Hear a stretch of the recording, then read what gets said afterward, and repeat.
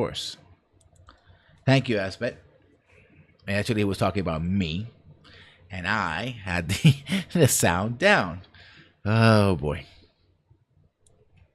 There we go. Another video. Oh dear Jesus Christ. It's Another like video. I Yeah. heard, but I heard part of the video like at the beginning, and you sounded fine. Yeah. It's that was OBS. Oh boy. So thank you, Asbet, for coming to the program and telling us about that. We tried a couple of things. So we're now talking about microtransactions. Talk about Call of Duty. We talk about everything else. And the point was that I was a little bit upset with all the people, all the commentators, the critics, etc., who have been defending this kind of stuff for a very, very long time. It's like, but now are upset. And I say, oh, now it's gambling. I'm like, what? It was always gambling. It's always gambling. I mean, we were talking earlier before the sound was like, you have terms like whales and dolphins and minnows. Those terms are taken directly from Las Vegas. Right? They're taking from the gambling scene. The thing is that these things were on the margins. They were on small MMOs and mobile games and browser games and Facebook games. Now they're hitting the mainstream. Like, oh, now it's a problem. Like, what do you mean now it's a problem? Weren't you paying attention? Because you were talking earlier about people who don't know about this stuff. They don't talk daily about video games and stuff like that. But the people who are supposed to be knowing about these things were the people who are saying, hey, it's okay. Stop making such a big deal out of it. It's just cosmetic. It's optional. And I mean, this is the way the poor studios have to make their money. Yeah, what I call some people call it when he said, "Oh, that's not a thing," but people have said, when I said, "Oh, many players are afraid of having their games taken away," it's more of people are afraid that games will just disappear, right? If you don't support the game with microtransactions and pre-orders, the game is just gonna, it's gonna go away, and we cannot live with that particular game, right? It's like, well, look at what happened with Mass Effect. Look at what happened with Visceral. Look what's gonna happen. Probably gonna happen with Respawn. EA's gonna do whatever they want with their properties, and that has nothing to do whether or not you personally spend $1 or $1,000 on microtransactions, whether you pre-ordered or not. Right? They're gonna do what they're gonna do, and most of the time they're gonna do what they're gonna do because they didn't make the gigantic pile of money they were expecting, as opposed to the smaller pile of money they could have got. Now I'm thinking of did Mass Effect 2 come out like 2010? Mm-hmm. I mean, now that you mention it, and I've been thinking it throughout this program, like Mass Effect 2 was kind of a sign of the whole premium cutting up the games, you're not getting the full experience thing, because I think back to you got the Cerberus Access network card that gives you Zaid, and then you get Katsumi as another DLC. Like $7 DLC. But the thing is, their infrastructure is in the core game. It's just that you don't have access to them because they were cut out for one thing or another. Like there's dialogue, some of their dialogue in like Kelly Chambers' dialogue referencing them is in the core game because at one point they were part of the core game. And that's one. Yeah, go ahead. Yeah, that goes into, we're going to chop up things and you're not going to get a full experience as we intended before at $60. Yeah, that was Project $10, basically. And Project $10 started because, again, about, we're not getting enough money. We're not getting money from the resale of our games. The whole used game thing. It's like, you're not entitled to that money. It's like it's like Toyota going like, well, you bought a car from us and you sold it to someone else. Where's our cash? I was like, Yeah. what? I don't. What do you mean? I don't. Hmm. Okay, but come again. And so you Yeah. had the online pass. We talk about the online pass. Like, oh, this is going to be gated behind an online pass. It's like, and you had DLC. There were a lot of stuff that were weapons. Dragon Age 2 also had that too as well. Where it's like, oh, let me buy packs of magical items. There was a DLC that just gave you a ton of magical items. Yep. And the only thing you had to do was like, I'm at a certain level. Okay, I'm gonna go open this box and it has the ring plus whatever and the sword whatever and no matter. And I Not didn't have even to. all. Yeah, all you have to do is just get past the prologue, and there you go. Yeah, that's There it. You they had them. are. The only limitation was that higher level items were just higher level and just couldn't activate them immediately. But regardless of level, you always had the best armor, the best weapons, the best magical rings, whatever. And in Mass Effect, you had weapons packs like you had like a 3-barrel shotgun, and I actually bought those. Yeah. And I was like, yeah, that's why I'm not so keen on microtransactions because I've been through this thing. And again, it goes back to the point I was trying to make before, sans the audio, that in the beginning you're like, oh yeah, this is great. I have this great gun that I can shoot this guy in the head, across the room, right? And I'm playing great. I'm doing great. And then it's like, yeah, but the game doesn't feel the same way. Like what happened? There's a Cerberus package, and there was this rifle that they had, which was great in Mass Effect 2. Come Mass Effect 3, it was free. It was part of the game. Yeah. And so And it wasn't as good. it had to be nerfed. And it wasn't as good as the gun that you got if you, say, pre-ordered it from GameSpot. Like, But even then, that pre-order gun wasn't all that great. no, it wasn't that, but it was pretty powerful, right? From off the, Yeah. something that you just get off the bat, right? Oh, this piece of armor because you got Dragon Age Origins, you get this piece of armor, but if you don't, then okay, now you can buy it in the store. It's okay. Like, well, why couldn't I just have it for free from the beginning? Well, because you didn't buy this other game, right? And it's those things. Like, I mean, I understand the sort of cross game appeal, and you want to link your franchises and stuff like that. But at some point, you start messing with the core of the game, the experience of the game. And I think I was I was playing Kingdoms of Amalur not too long ago, and I had because I had played like the Mass Effect 3 demo. Mhm. And I was logged on online. It like, oh hey, you played the Mass Effect 3 demo. Here, have this special armor that's really powerful at the start of the game. Yeah. And yeah, for a long time that was my only armor that I wore because there's nothing else that would match it. Yeah. And it's stuff like that. I mean, this stuff has been going on for a while. And again, it goes, I also appeal to the patching culture because we're so used to the idea that, well, a game, it's okay, has its bugs, they'll fix it eventually. We become tolerant to say we can get stuff later. And the publisher said, well, if people are willing to wait, then we can start shaving off stuff because we can always give it to them later for money. I mean, Bethesda, I love their games, but they pulled a very dirty trick, and I'll never forgive them for it. And people talk about the micro DLC as they were trying to sell for Skyrim and Fallout 4, which were essentially paid mods. Horse armor all over again. But the ending of Fallout, quite literally, Fallout 3, the real ending, the one they fixed, was behind a $10 DLC. The DLC was good, it was pretty cool, but I shouldn't have to have paid for the fixing of the thing that they screwed up in the first place. Right? It's like, oh, whoa, you don't like this ending? Well, pay us $10 and you actually get an ending that kind of makes sense. I'm like, and the ending itself, going back to that game, didn't bother me so much. What really bothered me, how it went down, because I really, whenever I play a game that I get a choice between being goody two shoes and being a total bastard, I almost always choose to be a goody two shoes, at least in the beginning. Yeah. And so the ending was very much, you're a very good two shoes, so you're going to do this, and it kind of makes sense.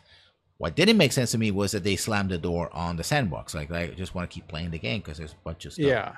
things I want to go and things I want to do. So that was bad. Other people, doesn't make any sense. It doesn't fit the way I played, etc. But even then, it's like, oh well, you gotta pay the $10 extra to get the real ending. Capcom did the same thing with another game. It's coming to the point that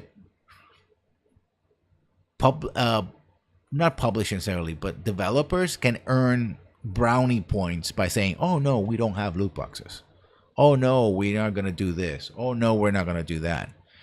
I think Angry Joe had I sent you the link to the video, an interview with someone from EA. He's like, "Oh no, we have to do this," and it was very evasive. And it's like, and in the comments we were talking about, it was like, he's just a PR guy. This is just his PR strategy.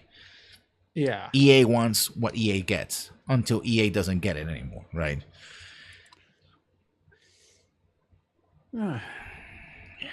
So yeah.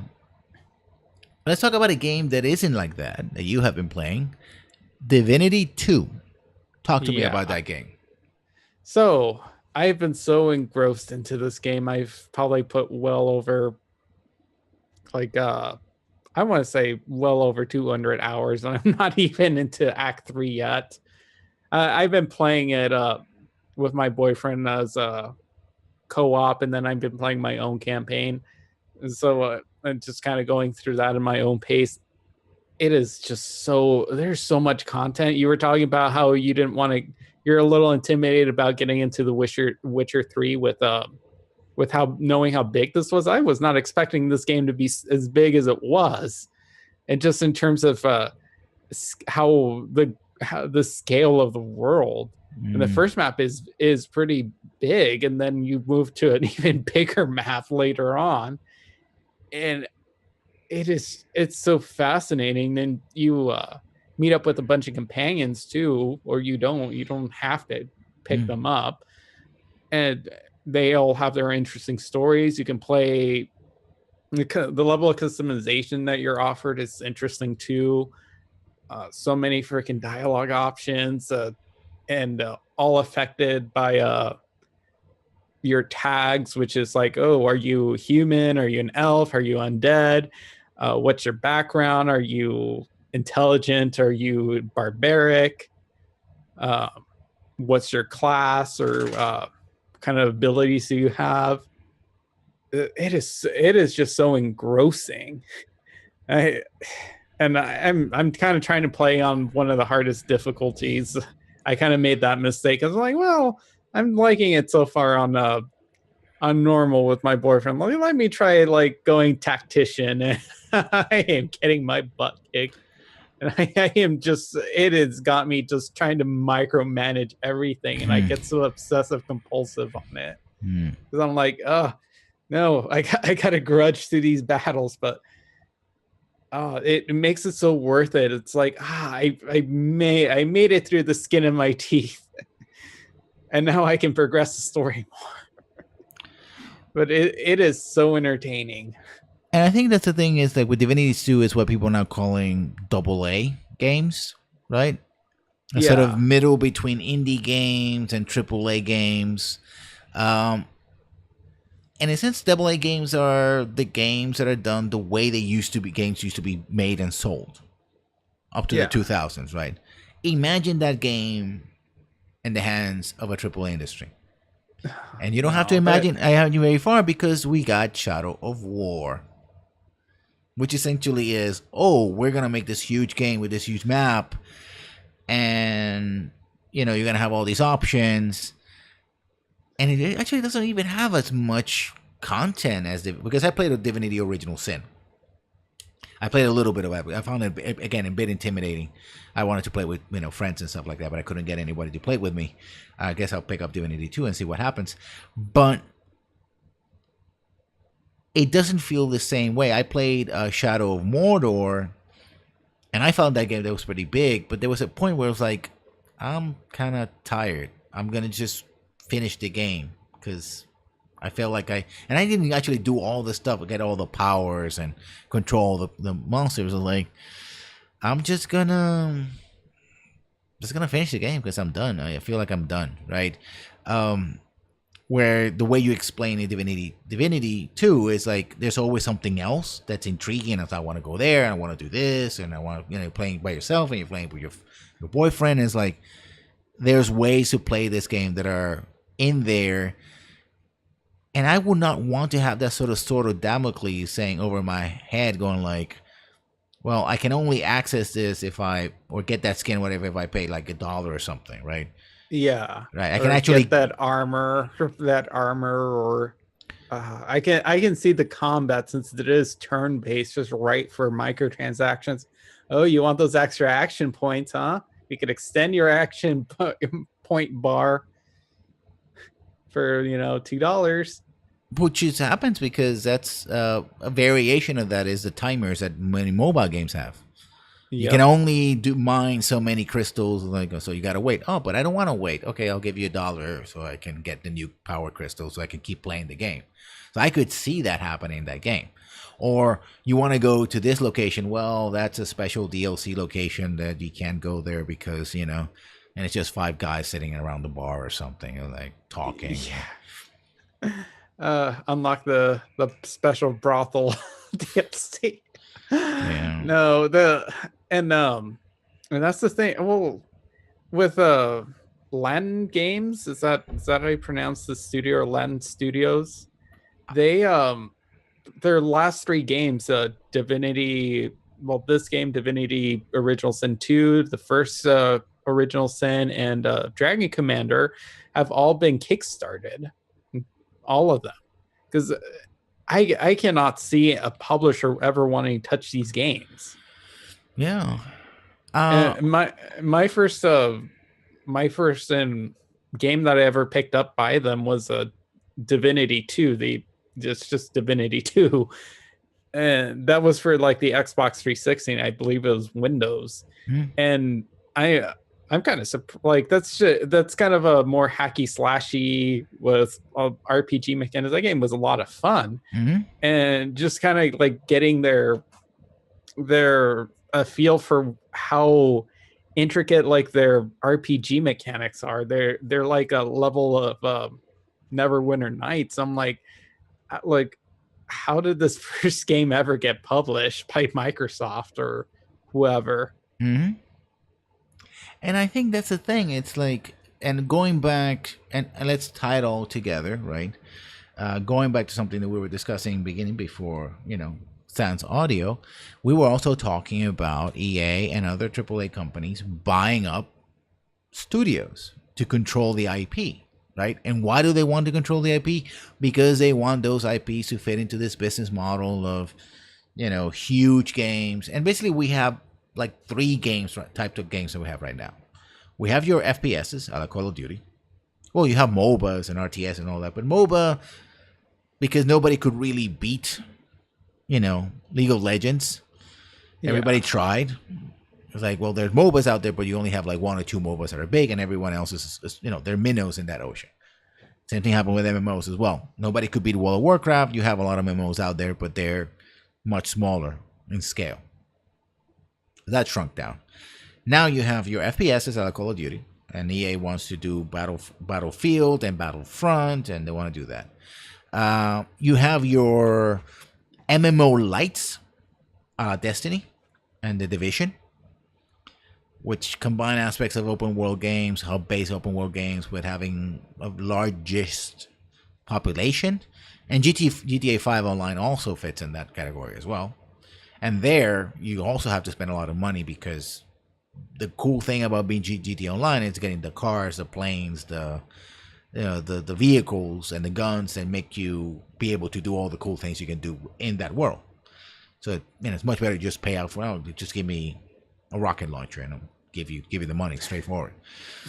And then finally, you have the empty open world game stuff like Mordor and everything else, right? There's technically single player, but not really.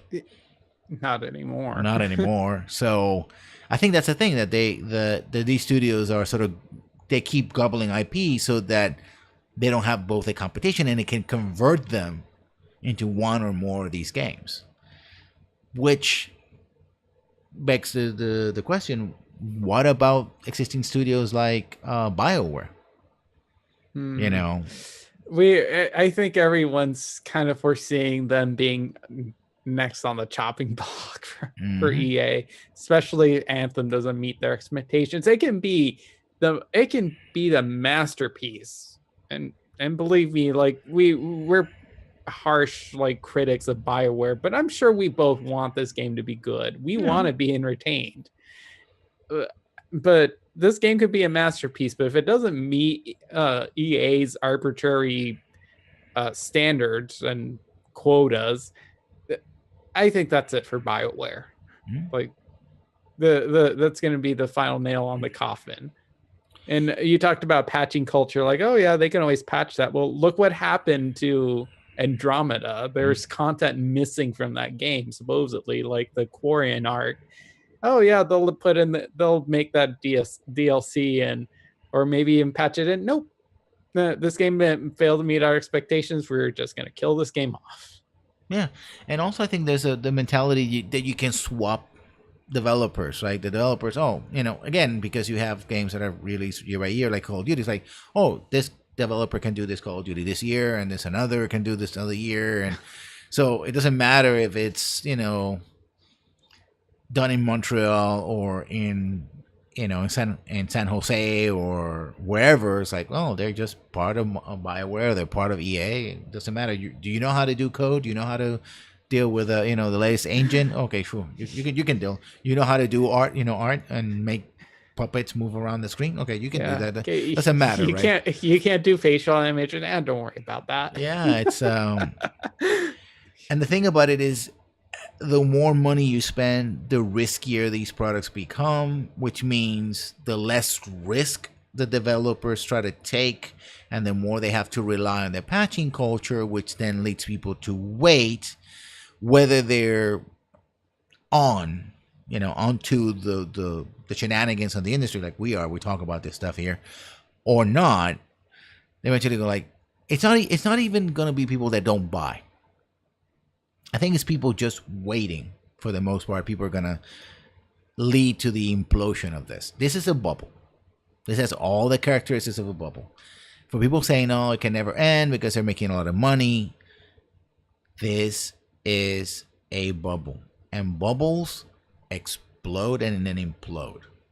How exactly it's going to happen, when it's going to happen, I don't know. I'm not foreseeing another crash of 1983. In 2023 or something. I hope not. But even the Clash of 1983 wasn't as bad as people think it was. Yeah, that's a subject for another day. But it is what it is, right? It's like you start working it that way, and it's going to be it's problematic, right? Oh yeah. And there's a lot of weaknesses, and just you're training an entire generation of gamers to not do the very things that you want them to do, which is pre-order, buy on, play on release, stay playing for weeks and months and years, because to do that is to always sort of play catch up. I can always wait and have a better experience than if I don't wait at a much lower price point. It just makes sense. It may not make sense to a lot of people right now. It's like, oh, I want to buy the game. I want to support the developer. I want to play the latest games, etc. But eventually, I think people are already catching up to that idea, and it's becoming more and more popular. And you're gonna have the erosion. I mean, already Call of Duty was being eroded by their decisions, right? People were like, yeah, they're selling, but they're not selling as much, right? Battlefront 2 is gonna come out. It's gonna sell. But I think it's also going to suffer from the fact that the original Battlefront wasn't as great as it could have been. And the only mitigating factor of Battlefront is it's Star Wars. Right? It's already a huge franchise. Yeah. Right? You have to work very, very hard to make a bad Star Wars game in the eyes of the general public. I mean, it's easy. It's been done before, but, it's Star Wars, right? But if Battlefront didn't have the Star Wars, it wasn't Star Wars Battlefront, it would have been another Titanfall 2 or another game like that. It's like, people are like, I don't care. Okay, I played the first one. It was great. sort of, but and so in many ways the industry is digging its own grave, at least in the AAA space. We're gonna have to survive on indie games through Kickstarter or dating sims through itchy.io. No, I think there's gonna be plenty of games out there. I don't think games are gonna they're not going to disappear. No, They haven't done so yet. But I think what's gonna happen that the sort of big matinee, the big experiences, you're gonna have a few games that are gonna survive, and then everyone else is gonna go like, we're out. We just took, we take too many losses. And yeah, actually, that kind of reminds me. Wasn't Capcom not too long ago like kind of foresee like, oh no, are they gonna crash because they only have like $1 million in their bank account left for such a big company? Hasn't happened yet, but hasn't happened yet. Nintendo, or you're gonna have. I mean, EA went through lean years. Nintendo went through some lean years, so they're mostly they're both a console manufacturer and a first tier developer. First party titles. That's the term. Yeah. But they did survive. But they survived on lean years, right? And the problem is that this business model doesn't allow for that, right? It's go big or go home. Catch the big whales or drown. There's no room for maneuver, right? If you keep making Titanic games like Destiny, like Call of Duties, and you expect to earn $500 million or more per day or something like that, and then you don't, you earn $250 million or $100 million or something, right? It's like, oh wait, where do we go from here? I mean, if I want to, okay, let's close the program with predictions, wild, unfounded predictions. I foresee the breakup of Activision Blizzard. Really? Because at some point, and Activision is trying very hard to, integrate with Blizzard, the Blizzard app and all that, with Battle.net. But I foresee it because at some point it's going to happen what happened with Viacom, where they're going to see that Viacom was using them as a source of money for their projects, sustain themselves, and not giving anything back. And they literally had to buy them their own, their own stakes back to become a quote-unquote independent company.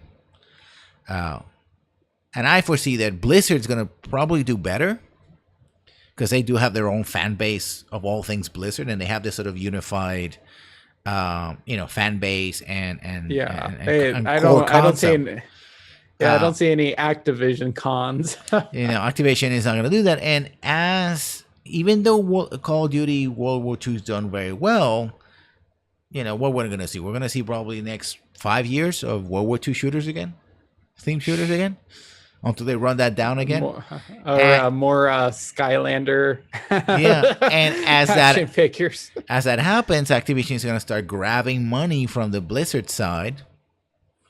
Like, we didn't make as much money, but next time we're going to make money. And somebody in Blizzard's going to go like, no, wait a minute. This is Viacom all over again. We don't need you guys. You need us. And it's going to be one is going to absorb the other, or they're just going to go their own separate ways. I expect Electronic Arts to go into lean years again and be forced to rethink their model. But they're going to double and triple down on that model before that happens. The company I think is most vulnerable right now, Western company, is Ubisoft. People want to buy. There's people who want to buy Ubisoft, so they're fighting off being bought from the outside. So they're fighting being a huge company that took smaller fish, smaller minnows. Now they're the minnow they're the dolphins and surrounded by sharks. So that's their situation. If they successfully fend off getting bought off, that takes money, that takes time, that takes resources. if they don't have franchises that keep going, because that's their thing, they're having a franchise that keep going and going, like Assassin's Creed, they can't you can't keep reinventing the wheel too much. It works for Nintendo, but then Nintendo was ready to work at a much lower earnings and through lean years. They were willing to make that sacrifice. I don't see Ubisoft making that sacrifice. And I see a couple of Japanese companies like Square Enix. not Square. Well, Square Enix could take a couple of hits, but I don't think they're gonna disappear. They came quite close in the '80s to doing that.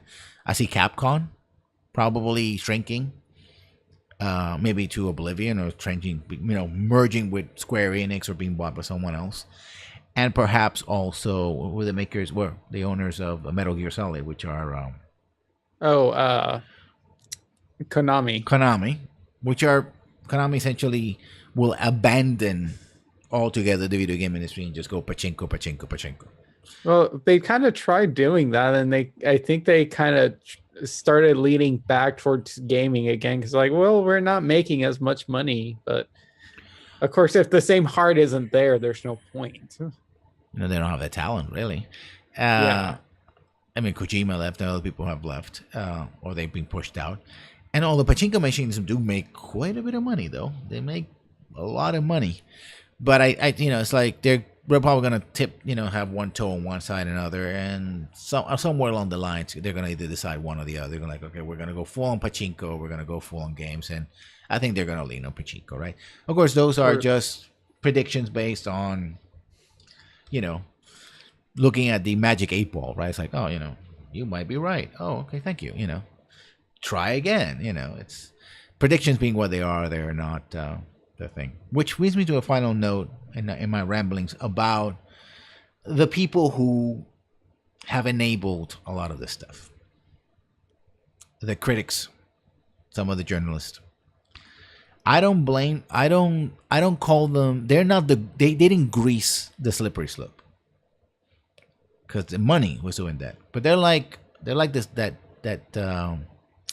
guy that stands in that you seen those water parks where they have that very sharp drop. Yeah. They're the guy who pushes you. When you get there, it's like, oh wow, this is this is too tall. They're the guy who pushes you.